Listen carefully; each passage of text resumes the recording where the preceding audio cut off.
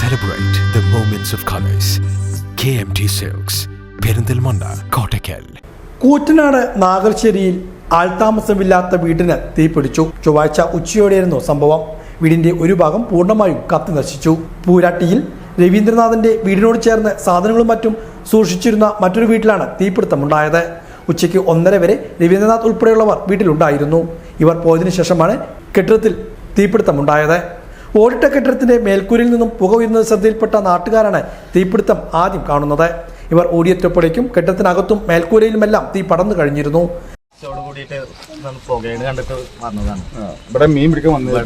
കുറച്ച് ആൾക്കാർ മീൻ പിടിക്കാനൊക്കെ ഇറങ്ങി വന്നത്. ആ സമയത്താണ് കത്തിക്കയറുന്നത് കണ്ടത്. ഈ വീടിന്റെ ഈ മൂലക്കിൽ നിന്നായിട്ടാണ് തീ പിടിച്ചിരിക്കുന്നത്.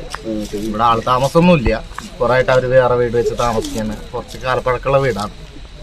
അപ്പോൾ പഴയ കാലത്ത് ഇവിടെ ആൾക്കാർ ഇതൊക്കെ ഉണ്ടായിരുന്നു. പിന്നെ പൂജയ്ക്ക് വേണ്ടിയിട്ടൊക്കെ ഉപയോഗിച്ചിട്ടുണ്ടായിരുന്നു. അത് പൂജയ്ക്ക് ഉപയോഗിച്ചിട്ടുണ്ടായിരുന്ന സ്ഥലമാണ് അത്. അതിനു വേണ്ടി കൊണ്ടുവന്ന് സ്റ്റോക്ക് ചെയ്ത ചകിരി, വിറക്, അതിൽ നിന്നൊക്കെയാണ് തീ പിടിച്ച് കയറിയിരിക്കുന്നത്. അപ്പോൾ ഇലക്ട്രിക് ഷോർട്ടാണോ വേറെ എന്തെങ്കിലും ആണോ എന്നുള്ളത് അറിയില്ല. കറണ്ടൊക്കെ ഓഫ് ചെയ്തിട്ടാണ് വീട്ടിൽ നിന്ന് പോവാറ്. കറണ്ട് വെള്ളമൊക്കെ ഓഫ് ചെയ്തിട്ടാണ് പോവുക. അപ്പോൾ ആരെങ്കിലും വരുന്ന സമയത്താണ് പവർ ഓൺ ആക്കുള്ളൂ.